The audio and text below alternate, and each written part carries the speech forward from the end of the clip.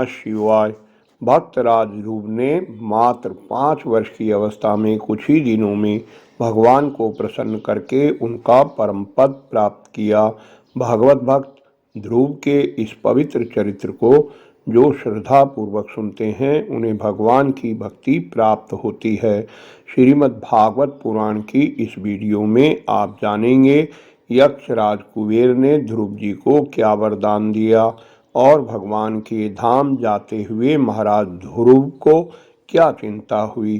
भगवान की कृपा पाने के लिए वीडियो को शांत चित्त से देखिए। श्री मैत्रेय जी कहते हैं, विदुर जी अपने पितामह स्वयंभू मनु के उपदेश से ध्रुव जी का क्रोध शांत हो गया और वे यक्षों के वध से निवृत्त हो गए हैं। यह जानकर भगवान कुबेर जी वहां पधारे। ध्रुव जी ने उन्हें हाथ जोड़कर प्रणाम किया।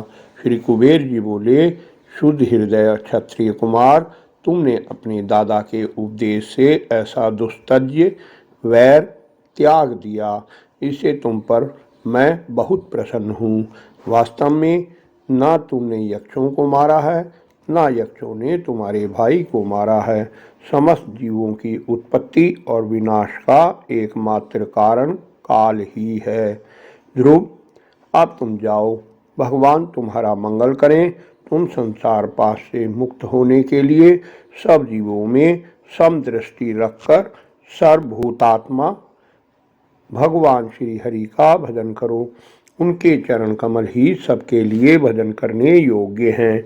प्रियवर, हमने सुना है तुम सर्वदा भगवान कमल नाभ के चरणों के समीप रहने वाले हो, इसलिए तुम अवश्य ही वर पाने योग्य हो। ध्रुव, तुम्हें जिस वर पाने की इच्छा हो मुझसे निसंकोच एवं निशंक होकर मांग लो। श्री मैत्रेय जी कहते हैं, महाभागवत ध्रुव जी ने यही वर मांगा कि मुझे श्री हरि की अखंड स्मृति बनी रहे। श्री कुबेर जी ने बड़े प्रसन्न मन से उन्हें भगवत स्मृति प्रदान की और अंतर्ध्यान हो गए। इसके पश्चात ध्रुव जी अपनी राजधानी लौट आए। वहाँ रहते हुए उन्होंने बड़ी बड़ी दक्षिणा वाले यज्ञों से भगवान यज्ञ पुरुष की आराधना की। सर्वोपाधि शून्य सर्वात्मा श्री अच्युत में प्रबल वेगयुक्त भक्तिभाव रखते हुए ध्रुव जी अपने में और समस्त प्राणियों में सर्वव्यापक श्री हरि को ही विराजमान देखने लगे। ध्रुव जी बड़े ही शील संपन्न, ब्राह्मण भक्त, दीन वत्सल और धर्म मर्यादा के रक्षक थे। उनकी प्रजा उन्हें साक्षात पिता के समान मानती थी। इस प्रकार तरह तरह के ऐश्वर्य भोग से पुण्य का और भोगों के त्याग पूर्वक यज्ञ आदि कर्मों के अनुष्ठान से पाप का क्षय करते हुए उन्होंने 36,000 वर्ष तक पृथ्वी का शासन किया। फिर उन्होंने अपने पुत्र उत्कल को राज सिंहासन सौंप दिया। इस संपूर्ण दृश्य प्रपंच को अविद्या रचित स्वप्न और गंधर्व नगर के समान माया से अपने में ही कल्पित मानकर और यह समझकर कि शरीर, स्त्री, पुत्र, मित्र, सेना, भरा पूरा खजाना, समुद्र पर्यंत भूमंडल का राज्य, ये सभी काल के गाल में पड़े हुए हैं, वे बद्रिकाश्रम चले गए। वहाँ उन्होंने पवित्र जल में स्नान कर इंद्रियों को विशुद्ध यानी शांत किया। फिर स्थिर आसन से बैठकर प्राणायाम द्वारा वायु को वश में किया। फिर मन के द्वारा इंद्रियों को बाह्य विषयों से हटाकर मन को भगवान के स्थूल विराट स्वरूप में स्थिर कर दिया। उसी विराट रूप का चिंतन करते करते वे अंत में ध्याता और ध्येय के भेद से शून्य निर्विकल्प समाधि में लीन हो गए और उस अवस्था में विराट स्वरूप का भी परित्याग कर दिया। इस प्रकार भगवान श्री हरि के प्रति निरंतर भक्ति भाव का प्रवाह चलते रहने से उनके नेत्रों में बार बार आनंद अश्रुओं की बाढ़ सी आ जाती थी। इससे उनका हृदय द्रवीभूत हो गया और शरीर में रोमांच हो आया। फिर देह अभिमान गलित होने से उन्हें मैं ध्रुव हूँ इसकी स्मृति भी न रही। इसी समय ध्रुव जी ने आकाश से एक बड़ा ही सुंदर विमान उतरते देखा। उसमें दो श्रेष्ठ पार्षद गदाओं का सहारा लिए खड़े थे।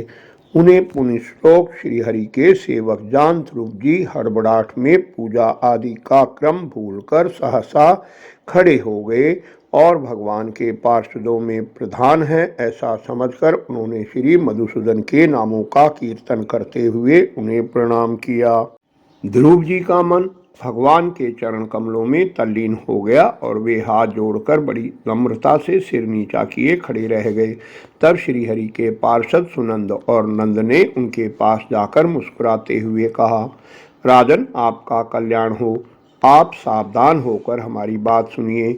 आपने 5 वर्ष की अवस्था में तपस्या करके सर्वेश्वर भगवान को प्रसन्न कर लिया था।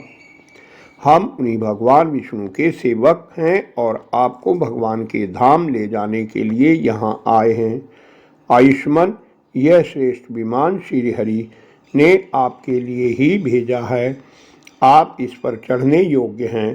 ध्रुव जी ने स्नान किया, फिर संध्या वंदन आदि नित्य कर्म से निवृत्त हो मांगलिक अलंकार आदि धारण किए।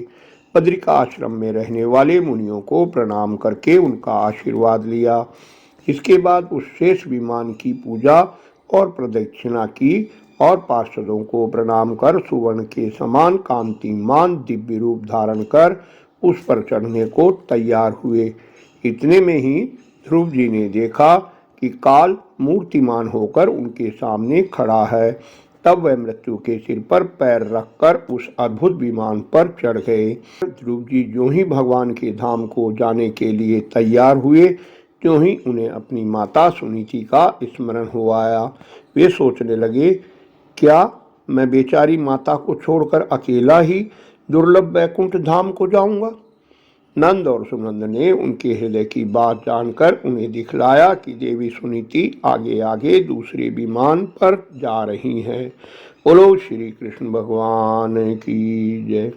अगली वीडियो में देखिए महाराज ध्रुव के वंश का वर्णन और राजा अंग के चरित्र की कथा। आशा है वीडियो आपको पसंद आई होगी।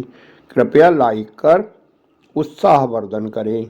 इष्ट मित्रों से शेयर कर धर्म के भागी बने। निरंतर जुड़े रहने के लिए चैनल को सब्सक्राइब अवश्य कर लें। धन्यवाद। आपका कल्याण हो।